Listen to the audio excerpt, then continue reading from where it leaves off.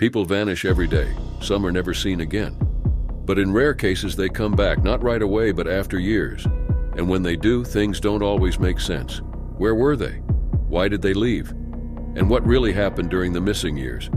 In this video, we'll explore 5 more real cases where people disappeared, then reappeared out of nowhere. Their returns weren't always a relief. Some were even more disturbing than their disappearance. It was June 10, 1991, in South Lake Tahoe, California. 11-year-old J.C. Lee Dugard was walking to catch her school bus, just like every other day. Her stepfather, Carl Probin, stood outside watching her walk the short distance to the stop. But something unexpected happened that would change everything. A car pulled up beside J.C. Inside were Philip and Nancy Garrido. Philip used a stun device on her, causing her to collapse, and Nancy quickly pulled her into the vehicle.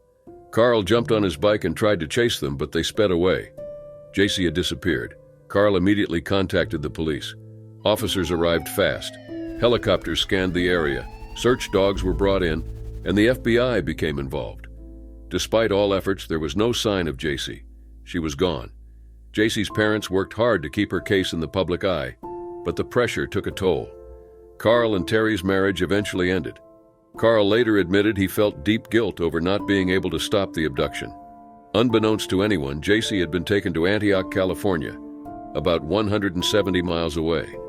There, she was kept hidden in a backyard compound behind the Garrido's house. It was made up of tents and sheds. That would be her world for the next 18 years. Philip Garrido had a history of serious crimes.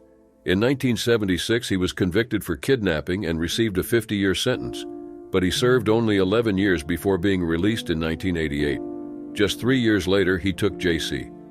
Although he was supposed to be monitored, his supervision was minimal. J.C. was forced to take on a new identity, Alyssa. At just 14 years old, she gave birth to her first child. At 17, she had another. Both were fathered by Garrido and delivered in the shed without any medical assistance. She had no access to school, doctors, or anyone outside of the Garridos. She kept a journal writing about her pain and her hopes. In one 2004 entry, she said she felt like she was disappearing, that she no longer had control over her life. In 2006, she wrote a list of goals. At the top was, "See Mom." Parole officers visited the house several times but never checked the backyard closely. They saw the overgrown grass and messy yard, but nothing raised serious alarm. Then on August 24, 2009, Philip brought his 2 daughters to the University of California, Berkeley. Campus police felt something was off. A background check showed he was a registered offender, but there was no record of him having children. They alerted his parole officer. The next day, Philip came in with Nancy, the girls, and a young woman who called herself Alyssa. After some questioning, the truth came out. She was J.C. Dugard. 18 years after she was taken, she was finally found. J.C. and her daughters were placed under protective care. She was able to say her real name again and reunite with her mother. The public was stunned.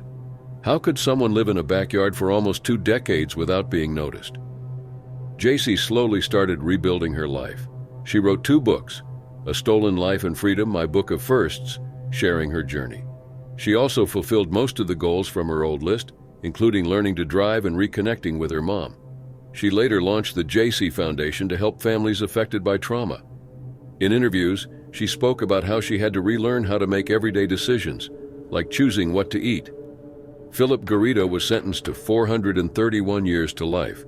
Nancy received 36 years to life. Neither will ever be released. J.C.'s case exposed deep flaws in how certain individuals are monitored. Despite regular visits, officers never uncovered the truth, until one of them finally asked the right question. Her story isn't just about what she went through. It's about what she chose to do after finally gaining her freedom. It was March 21, 2002, in Seaton Carew, a quiet coastal town in England. John Darwin, a 51-year-old former teacher and prison officer, told his wife Anne he was going kayaking in the North Sea. The weather was calm, but John never came back. When he didn't show up to work the next day, a large search was launched, covering over 60 square miles of coastline. The only things found were a damaged paddle and pieces of his kayak. Everyone assumed he had lost his life at sea. Anne was heartbroken, and their two sons, Mark and Anthony, believed their father was gone for good. Although the law normally requires a 7-year wait to declare someone legally dead, Anne applied for a death certificate just a year later. She received it and collected around £250,000 from insurance and other financial support. But John wasn't actually gone. He had secretly returned and was living in a house the couple owned right next to their main home. The two buildings were connected through a hidden door disguised as a wardrobe. Whenever someone visited or when their sons stayed over, John would quietly move into the other house and stay out of sight. In public, he sometimes walked around in disguise, wearing a fake beard and using another name. A few neighbors spotted him, but no one said anything. When a tenant once asked questions, John just told them to keep quiet. Anne continued to pretend she was grieving while still living with John in secret. Their finances were in bad shape. By the year 2000, they were deeply in debt, owing tens of thousands of pounds on unpaid credit cards and loans. Anne later said she didn't want to be part of John's plan, but claimed she felt stuck when he came back. According to her, John threatened to blame everything on her if she exposed him. Whether or not that was true, she eventually helped cover it up, lying to the police, their sons, and even close friends. By 2004, the couple started planning a permanent move abroad. They looked into relocating to Cyprus and even considered buying a boat in Spain. John later used a fake name, John Jones, based on the identity of a child who had passed away in 1950. He also used the name John Williams during a trip to the U.S., where he met someone he had connected with online. Eventually, they focused on Panama. In 2006, they traveled there and were photographed by a real estate agent while looking at properties. That photo would later come back to expose everything. Back in the UK, John kept hiding while Anne sent money to Panama. She sold their house, which had been transferred to their son's name, for £295,000 and used the money to buy a tropical estate worth £200,000. But in 2007, Panama changed its visa rules, now requiring proper identification. John knew his fake name wouldn't pass, so on December 1, 2007, he returned to the UK and walked into a police station saying he had memory loss and didn't remember the past 5 years. Anne, still in Panama, acted surprised, but police were already investigating. A co-worker had reported suspicious behavior, and they found documents showing property sales and money transfers. Then someone searched John and Panama online and discovered the real estate photo of them together. It was sent to a newspaper and published. The secret was out. John was arrested at his son's house. Anne was arrested at the airport. Both were charged with fraud. Their sons were crushed. They had believed their father was gone. Now they knew he'd been hiding all along. In July 2008, John and Anne were both sentenced to over 6 years in prison. John admitted everything. Anne denied it but was still found guilty. They were released in 2011 and later divorced. Anne rebuilt her life and reconnected with her sons. John remarried and moved to the Philippines. In 2022, his wife claimed he planned to travel to Ukraine, taking a bulletproof vest and good life insurance with him. John Darwin is now 75. His story has inspired books, a podcast, and a TV series. But for Mark and Anthony, it's a personal story of betrayal hidden behind a wall. It was December 4th, 1972, in Merced, California. 7-year-old Stephen Stainer was walking home from school. He was in 2nd grade and the third of 5 children. He lived with his parents, Delbert and Kay, along with his older brother Carrie and 3 sisters in a quiet neighborhood. But that afternoon, Stephen didn't come home. While walking, Stephen was approached by Irvin Murphy. He was known to be easily influenced and had recently met a man named Kenneth Parnell.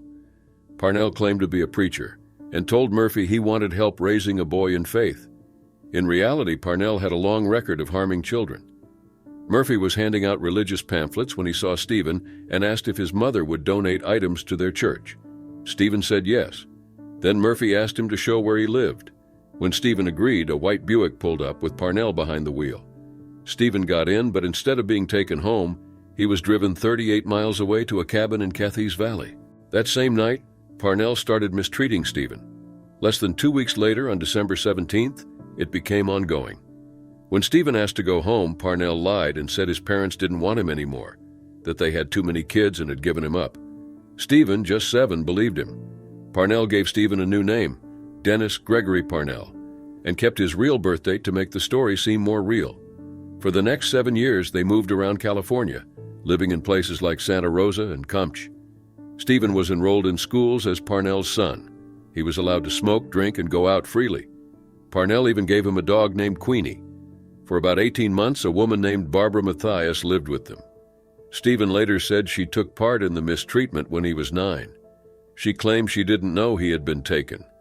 In 1975, she even tried to help Parnell take another boy, but it didn't work. Parnell often left Stephen home alone while he worked. Stephen admitted later that he could have left, but believed he had nowhere to go. As time went on, Parnell began planning to take another child. He asked Stephen to help, but Stephen made sure each attempt failed.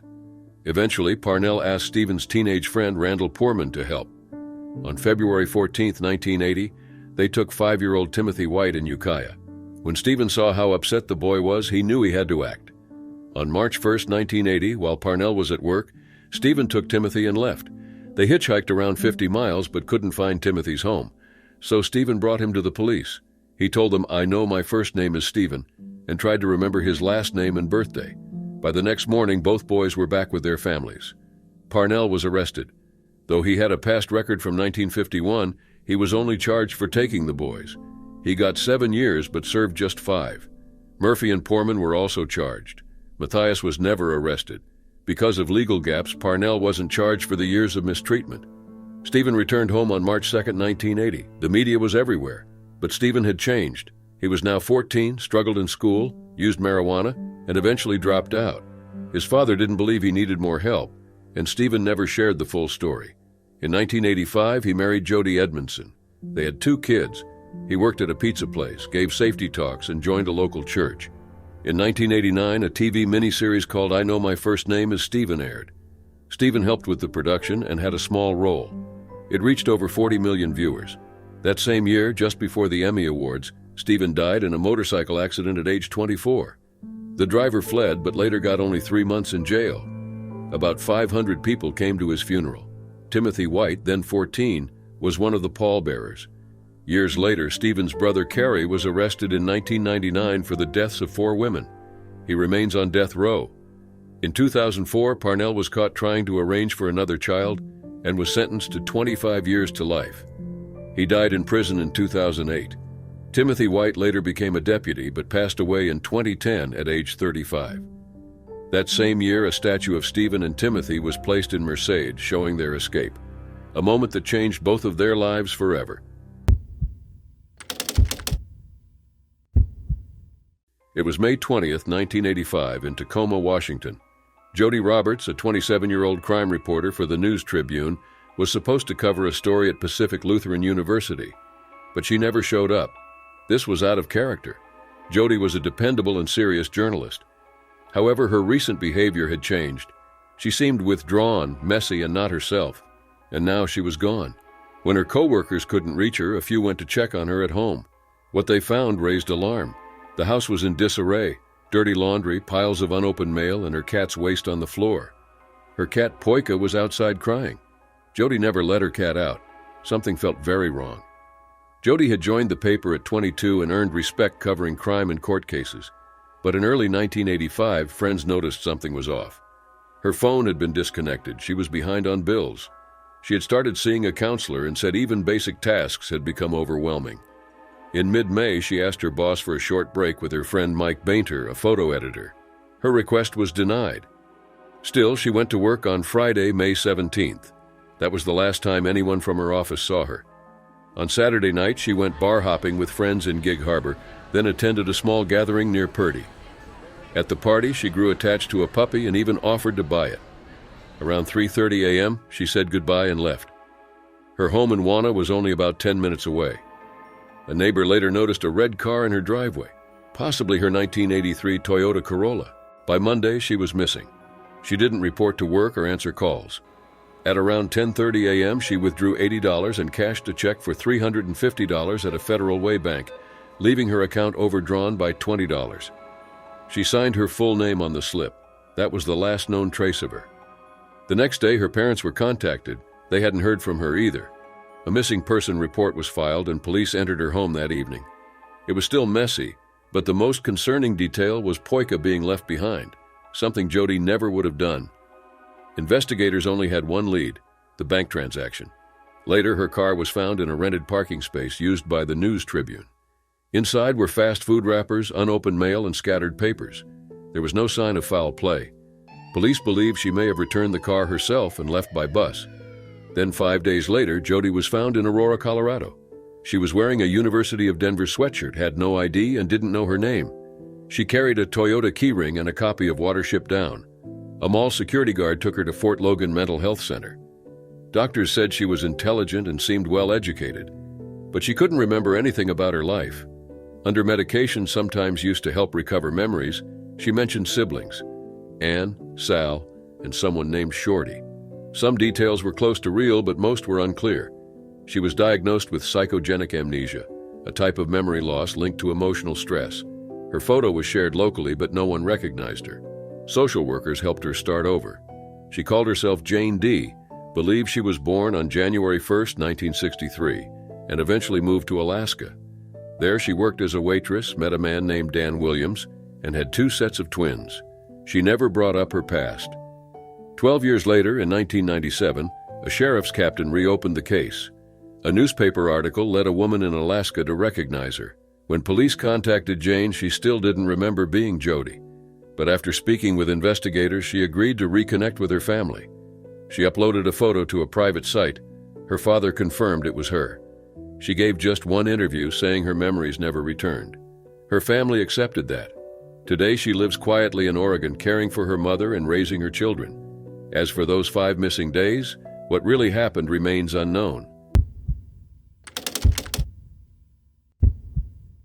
It was February 10, 1996, in McKeesport, Pennsylvania. 14-year-old Tanya Nicole Catch vanished from her father's home. Her father, Jerry, thought she had just run away again like before, but this time she didn't come back. What no one knew was that Tanya hadn't run away. She had been manipulated by 38-year-old Thomas Jose, the school security guard at Cornell Middle School. Tanya was having a hard time. She was bullied at school, struggling to adjust, and didn't get along with her father's girlfriend. Jose took notice. As a staff member, he had access to her and began pulling her out of class under the excuse of wanting to talk. He gave her attention she wasn't getting elsewhere and slowly gained her trust. Then one day, after catching her skipping class, he kissed her. Over time, he convinced her to leave her life behind and live with him. On February 10th, she did exactly that. Jose took Tanya to a hairstylist friend, Judy Sokol, who dyed her hair and let her stay at her place for a few weeks. After that, he brought her into the home he shared with his parents and adult son. From that point on, Tanya was forced to live under the name Nikki Allen. He snuck her into his bedroom and kept her there for the next 4 years. She wasn't allowed to leave the room, not even to use the bathroom. She used a bucket instead. She was allowed to bathe only at night twice a week when the rest of the house was asleep. Jose brought her food, usually sandwiches, a banana, and soda, and warned her never to make noise. She passed the time quietly, reading or listening to music with headphones. Jose controlled everything. He often threatened her, saying if his family found out, he would harm her or throw her body in the river. Tanya believed him. He even forced her to record the mistreatment on a calendar as part of her daily life. Because Tanya had a history of running away, the police didn't see her case as unusual. Jose wasn't questioned. No one in the house knew she was upstairs. In 2000, 4 years after hiding her, Jose introduced Tanya to his family as his girlfriend, Nikki. She was now 18 and he allowed her to go outside, but only under strict rules. Tanya later said she was so manipulated that she didn't realize escape was possible. She began working part-time at a convenience store, JJ's Deli Mart, where she met the owners, Joe and Janet Sparico. Their kindness made her reflect on her own situation. What she experienced wasn't care, it was control.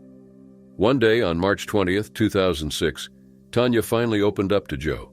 Through tears, she told him her real name and that she had been missing for 10 years. Joe immediately contacted the police. That same day, Tanya was found in Jose's home and taken to the station where she reunited with her father. They returned home and celebrated with cake, but things weren't as simple as they seemed. Though Tanya was welcomed back at first, her relationship with her father and stepmother later broke down. They doubted parts of her story. She eventually became estranged from them but reconnected with her mother, who supported her emotionally and helped her restart her life. Tanya suffered lasting injuries from her captivity. She needed multiple surgeries and deals with chronic pain. In 2011, she published her memoir, Memoir of a Milk Carton Kid. The book became a bestseller and helped her share her experience. She met Carl McCrum in 2008 and married him in 2018. He's been a steady presence in her life. Tanya even got to attend a prom at age 31, something she once only dreamed about. She now speaks publicly about grooming and trauma. In 2024, Lifetime released a film based on her life. Tanya still lives just 15 minutes from Jose, who served 15 years in prison and is now a registered offender. She fears seeing him again, but she's no longer silent. Her story, voice, and strength continue to speak for those who can't.